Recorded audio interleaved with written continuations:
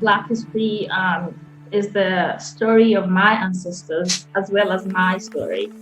It's the story of their struggle, my ancestors' struggle, their perseverance, and lastly, their fight and some little victory that they were able to get in their fight for equal rights. Black History is a month for us. It's not for us to learn our history. It's a time for us to celebrate all the contributions that we've made to the world. Black history means the world to me because there's so much information that is not shared, and the information needs to be shared amongst all of us, not just the youth, but the elders also. You know, we need to know this information. It gives you a whole different feeling knowing that we matter, and I guess in a nutshell, that's what Black history means to me. To me, Black history is recognizing our own history. It means recognizing those people that have marched, that have fought, that have died, so that, amongst many other things, I personally, a mixed race child, could exist, right? Where in a world where my family's color matters a little bit less, where meritocracy, my abilities is weighed a little bit more than my complexion. Black history means acknowledging that we are standing on the shoulders of giants, that we strive to grow larger every day so that our children can see further, and that we fight for this more perfect union that we've all been promised, but we've yet to see, certainly. Black history gives me a perspective that I definitely feel like acknowledging those who were brave, and brave could be on any platform. Brave could mean that you helped create the signs that were given to the people that actually marched. Brave could mean that you dug in your bank account to bail out those who were fighting the good fight. Brave could mean that you were cooking dinner for those as they came back off of the front lines and making sure that not only was their voice heard, but my voice was heard too, as a proud, wonderful association with my own history. Me, Black history means inclusion. I feel you can't talk about the American history without telling the story of the African Americans' rise from being property to being to equality. And of course, it's not a pretty story. It's paved with some horrible atrocities. But if you go from slavery to civil rights to voter rights, African Americans, we've led the charge in equality in all walks of life here in the United States. And it's not only helped African Americans, but all the other minorities that call the United States home.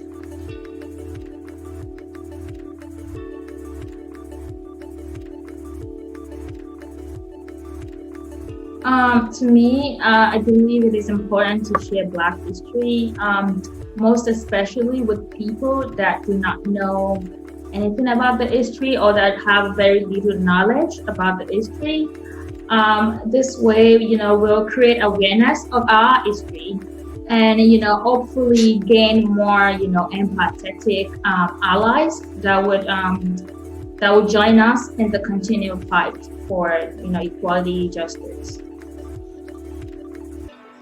For me, it's important to share Black history because if you look at our current school curriculums, they simply gloss over the entire fight of equality and ignore so many of the contributions that African Americans have made throughout history. There's more to Black history than just a chapter about slavery, a few pages on Jim Crow and Martin Luther King and the bus boycotts. You really cannot discuss American history without including the numerous contributions of many African American citizens. And while it's great to see how far we come, I find it amazing that not only have I gotten to see a president, but also a vice president that's of African American descent. If we really had an honest version of American history, then we could really start dealing with Black history, because history has been so whitewashed and it's always put somebody above and another class of people below. So we have to really go back and try to change some of these things get the true historical, to get the history of what we really have contributed to this world.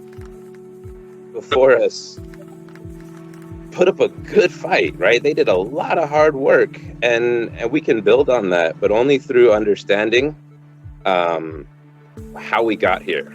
Well, we look at the challenges that we face in our society. We look at the issues that we see every day, and these are not new stories, right? These have been in our history since we can remember.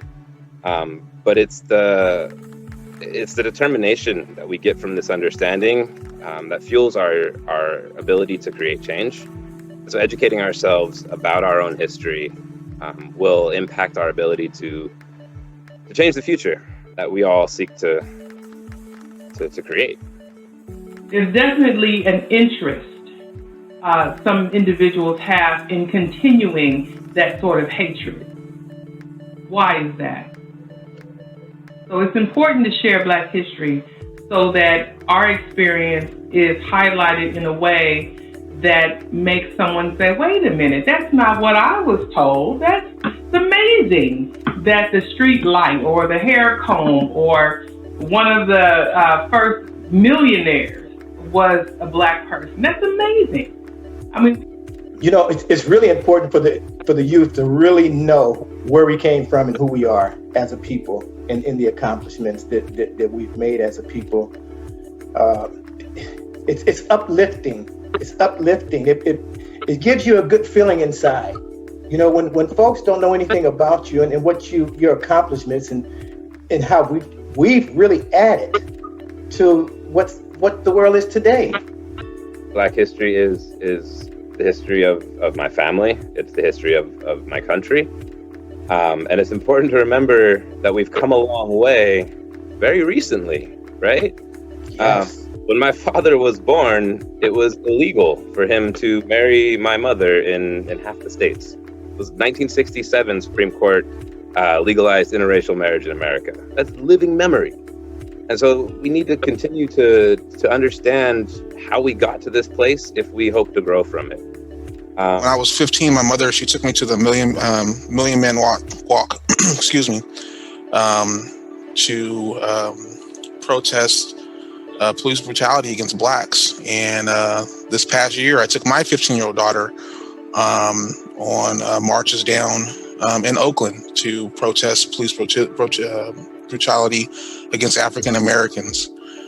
So we've come very far, but it shows as a nation that we need to go a lot further to make America great for everyone.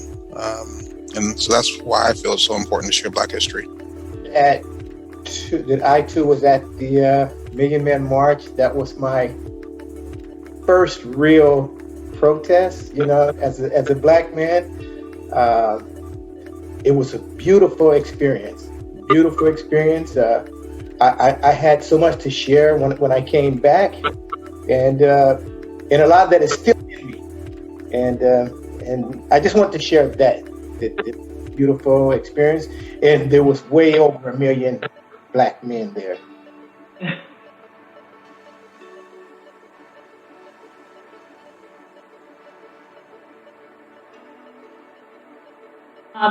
Every human rights activist, to me, especially those that are very vocal, out there in front fighting for the right of the people, either here in the U.S. or outside, they're all my heroes. But, an example is one person currently in my country right now. She's a female. She looks like me, everything like me. And she's very vocal. She's not scared of anything. She's talking, fighting. She's a woman. That's very unusual in the country. And, I look up to her now. Whenever I see her, I see her videos. I just want to be there with her, fighting with her, Yeah. Yeah, so my heroes, I think, really, I've said this before, are Black women in general. I honestly think that they are literally the strongest beings in history. I think no community has faced more oppression. I think no community has in many ways had it harder than Black women, and yet they continue to time and time again rescue our communities, rescue our nation. So you look at anywhere from Rosa Parks, Katherine Johnson, Stacey Abrams, Kamala Harris, my grandma Esther Hayes in Philly. These women have faced incredible challenges and yet continue to strive with grace and with dignity and taking the higher road. And honestly, I think they are the saviors of our nation and hold the key to us improving ourselves and becoming better. Great-grandfather who was the first Black firefighter here in Oakland. And during that time, he could fight fires with the other firemen, but they wouldn't let him sleep in the same room. And he played a very integral part in desegregating the fire department. Again, it was by history. He had to teach them. A lot of them were taught at a young age that just because someone was Black, that they were less than. And it really was a learning moment for him to come in and teach, I'm just like you, I bleed just like you do. So it was really just having these people relearn something. My grandmother, Ruth Hagwood, she was a member of the Black Panther Party here in Oakland, California. She worked hand in hand with Huey Newton and Bobby to make Oakland and California a better place for African Americans, delivering meals to single mothers, helping with after-school programs, and things of that nature. And then also my mother, she was one of the first kids in Berkeley to go to a fully integrated school. She's the age of my daughter who's in middle school. And, I can't imagine having to send my daughter on a bus from a Negro school to a whites-only school and having them throw bricks and protest the fact that she's going to a school with white children. But that was a norm, just one generation ago. But people like my mother and my grandmother, they fought so that their children would have the same chances at education as other white Americans. And it's kind of ironic, but now my mother, she's a teacher at an elementary school here in Richmond, California, that she wouldn't have been able to attend as a student due to segregation. I can say that I have been my own shero. Again, when my kids were little, there was a book that my daughter brought home, and it was called The Egyptian Cinderella. And beautiful pictures, the Egyptians were brown, and I thought, oh, how nice this is. And I was reading it, and then they asked, well, why did you pick this girl to be Cinderella? And they said, because her eyes are blue like the sky, and her hair is golden, and I asked my daughter, I said, how do you feel? She says, I don't feel good. So I took the book to the principal the next morning, and I said, there's a lot of kids that don't have parents that are disinvolved with their kids. And they might just look at this book and think, okay, but when you really get down to the nitty gritty, it doesn't make you feel good because it's showing that even in your own country, if you're white, you're better than them. And so she said, well, Miss Moffitt, what do you want to do? And I said, well, what can I do? She said, we can take it to the school board. And I took it to the school board, and I got that book removed from all of Oakland Unified School District shelves. My experience being Black, walking through this journey has just been beautiful. I do understand that there are a lot of struggles come along with it, but I definitely love being who I am. I will say that. Thank you. I just want to say thank you to Felicia for doing this. I've never been part of a company that's been as diverse as CEI, as inclusive as CEI. So this is just a new and just wonderful experience and feeling. And thank you all for everyone sharing your experiences. It's just a beautiful thing, and it's really hard right now just to even control my emotions. Just thank you guys. Thank you everyone for sharing.